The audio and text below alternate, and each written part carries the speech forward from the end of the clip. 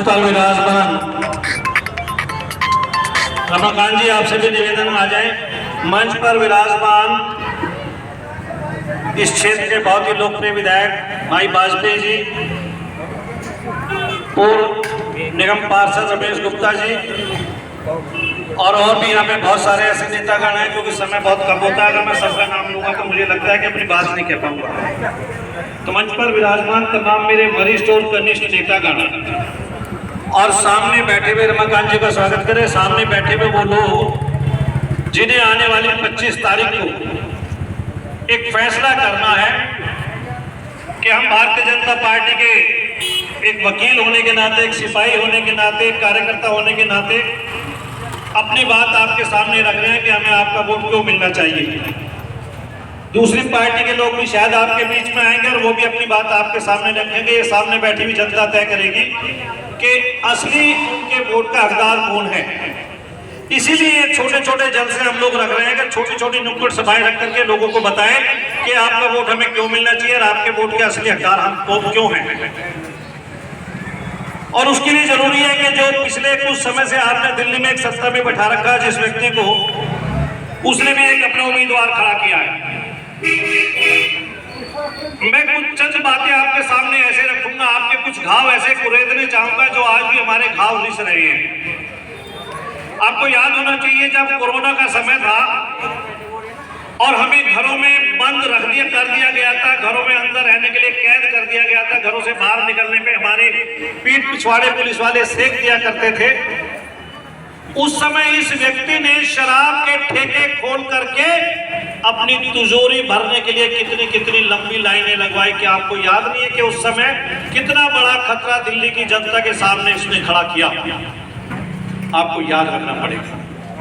आपको यह भी सोचना पड़ेगा कि जब ये सत्ता में आया था, इसने ये कहा था कि कोई भी फैसला लूंगा तो जनता से पूछ करके फैसला लूंगा। तो क्या जब दिल्ली की नगरी को इसने शराब में डुबोया, उस समय क्या यहाँ के लोगों से पूछ करके कहा था कि मैं गली गली में शराब की दुकान खोलने जा रहा हूँ, ये खोलूं या ना खोलूं? और उसने गली गली में शराब की दुकानें खोल दी, जिसका हंसने निकला कि आज उसी कुकर्म के कारण, उन्हीं माताओं बहनों की बददुआओं के कारण, उन्हीं लोगों की बददुआओं के कारण इसका एक मंत्री जेल में, दूसरा भी कुछ दिन से पैरोल पे आया। उस समय जो नवयुवक थे जो शराब में डूब गए थे, जिनको शराब पिला करके इसने शराबी बना दिया था, एक के बदले एक बोतल दे करके। मुझे याद है उस समय कई मेरे पास माताएं बहनें आया करती थी, भाई साहब आप भारतीय जनता पार्टी से जुड़े हुए लोग हैं, आप क्यों नहीं इस काम के लिए कुछ करते, इसके विरोध में क्यों नहीं खड़े होते? हम लोग खड़े हुए और हमने जनता को जागरूक करा और हम लोग खड़े हुए। वो पॉलिसी मात्र 11 महीने में इसको वापस लेनी पड़ी। क्या आप इस बात को भूल जाएंगे कि महिलाओं के लिए पिंक ठेके अलग से खोल दिए गए? अगर कोई शराबी व्यक्ति घर पे जाकर के ये कहता था अपनी पत्नी को कि जा उस ठेके पे चली जा जहाँ पर 30% की छूट है आपको, अगर वो जाती थी तो पड़ोसी कहता था फलाने की वाइफ तो वहां ठेके पे लगी हुई, जब नहीं जाता था तो घर में उसकी पिटाई होती थी। ये सारी बातें मैं इसलिए बता रहा हूँ कि जब हम वोट डालने जाए तो इन सब बातों को हमें ध्यान में रखना चाहिए। मैं आपके सामने ये भी बताना चाहूंगा कि हमें आपका वोट क्यों मिलना चाहिए, मोदी जी को तीसरी बार क्यों मौका मिलना चाहिए। मैं ये भी बताना चाहूंगा कि पिछले 10 साल में देश में जो करवट बदली है, देश में आपको जगह जगह दिखाई देता होगा कितना सुधार हुआ है। नाली सड़कों की बात कर लीजिए, जो हाईवे बनाए हैं मोदी जी ने। और मोदी जी एक वो व्यक्ति है कि जब देश आजाद हुआ तो हमने भी सोचा था कि देश आजाद हुआ है और हमें भी इस देश की आजादी में कुछ हिस्सा मिलेगा। मगर जो गरीब था, जो पिछड़ा हुआ था, उसके लिए किसी ने नहीं सोचा। 70 साल तक वो ये सोचता रहा, लाइन में पीछे खड़ा हुआ कि एक दिन मेरे बारे में भी पार्टी सोचेगी। मगर कांग्रेस ने 70-60 साल राज किया, उस लाइन में पीछे खड़े हुए व्यक्ति के बारे में नहीं सोचा। अगर किसी ने सोचा तो नरेंद्र मोदी जी ने सोचा। क्यों? क्योंकि वो गरीब परिवार से निकल करके आया था, उसने भुखमरी देखी थी, उसने अपनी मां को चूल्हे पे रोटी बनाते हुए देखा था, फूंकनी मारते हुए। उसने घर में वो सारे अभाव देखे थे जो हमने और आपने देखे थे। इसलिए सबसे पहले आकर के उस व्यक्ति ने उस महिला के घर में गैस का सिलेंडर कर भिजवाया, अपनी मां के रूप में वो महिला उसको नजर आई। उसने ये देखा कि जिस तरीके से लोटा लेकर के महिलाएं इस बात का इंतजार करती थी कि कब रात और कब मैं सोच के लिए जाऊं, नरेंद्र मोदी जी ने जब पहली बार 15 अगस्त को स्वतंत्रता दिवस के मौके पर लाल किले से घोषणा की थी कि हम शौचालय की सुविधा लोगों को देंगे, तो उस समय विपक्ष के लोगों ने शोर मचाया था। आज कोई ऐसा घर नहीं होगा जहां पे शौचालय की सुविधा नहीं होगी। गांव-गांव में हमने शौचालय पहुंचाए हैं। और जो कभी आप रेल में जाया करते थे, रेल की पटरियों के सुबह सुबह जो आप सीन देखा करते थे, वो भी आज आपको देखने को नहीं मिलते होंगे। माताओं बहनों के साथ जब कभी हम रेल में चले गए, हमने वो सीट देखा तो हमें भी शर्म आती थी कि किस प्रकार से वो लोग बैठते थे। मोदी जी ने गांव-गांव में शौचालय की सुविधा दी। आज किसी भी महिला को रात के अंधेरे का होने का इंतजार नहीं करना पड़ता कि रात का अंधेरा होगा तो मैं सोच के लिए जाऊंगी। मोदी जी ने हर उस गांव तक बिजली पहुंचाई जो बहुत दूर था। मोदी जी ने उस गांव तक पानी पहुंचाया जहां तक पानी एक सपना नजर आता था। मोदी जी ने जो कहा वो पूरा किया। भारतीय जनता पार्टी ने जो कहा वो पूरा किया।